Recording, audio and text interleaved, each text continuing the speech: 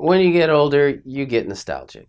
Just like when you're young, you keep thinking about the future and how great it's going to be. And then you get there and you realize it's not so great. So you switch over to thinking about how great everything used to be. It works like this. First, you're little, and everything is very exciting and very important, and you feel somewhat safe. And then you get older, and you think you know everything. So you take chances, and you get disappointed. And then you realize you're getting older, and you don't feel so safe anymore. And then you get even older, and you cherish any day that you don't have aches or pains. Then you die. I think I figured out how it all works when I was 3 years old. It was the 50s. I was three in the 50s. It was Christmas, an old-fashioned Christmas. Eisenhower was president. Everything was completely depressing. The war had only been over a few years. Even the stock market crash hadn't happened that long ago. People just getting over their last bout of polio. And I was three. So one morning I toddled out into the living room and I saw my parents, who up until this point seemed pretty unremarkable, and I see that they have chopped down a tree and they've dragged it into the house. And not just any tree, but a very cone-shaped, very green, nice smelly tree. And I like this. I like having a tree in the house. Maybe this will start a trend, Bring a tree into the house, then a bush, a cow, a horse. Who knows? I can dig it. And even cooler, they start putting these colored lights and glass balls and shiny tinsel, and they start throwing it all over the tree. Cool. Very cool. A side of my parents I have never seen before. Colors, shiny shit.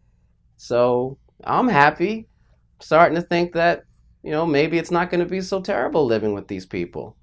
And they seem to be pretty into it. I mean, they're putting me in front of the tree, taking pictures of it, laughing, singing songs about bells and angels and stars. Very cool imagery. And I'm blissed out.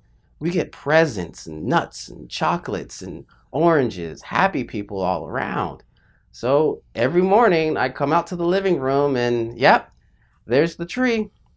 So I just sit there and I groove with this tree. I develop a relationship with the tree.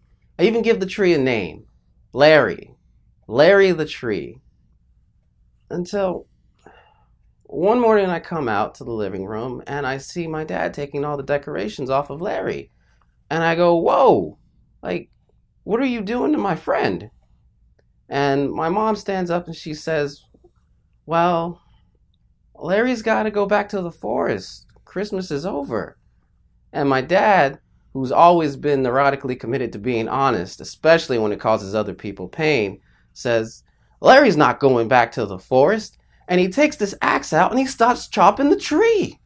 I'm shocked. So I say, well, what's going to happen to Larry?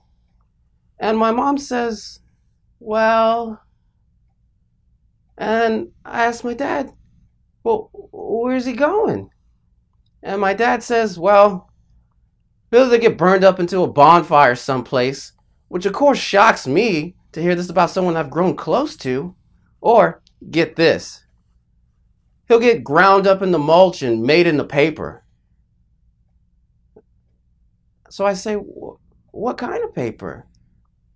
And he says, I don't know, toilet paper maybe. Toilet paper? Toilet paper? My best friend in the whole world is going to be ground up into toilet paper? I was traumatized. And to this day, every time I wipe my ass, I think of Christmas.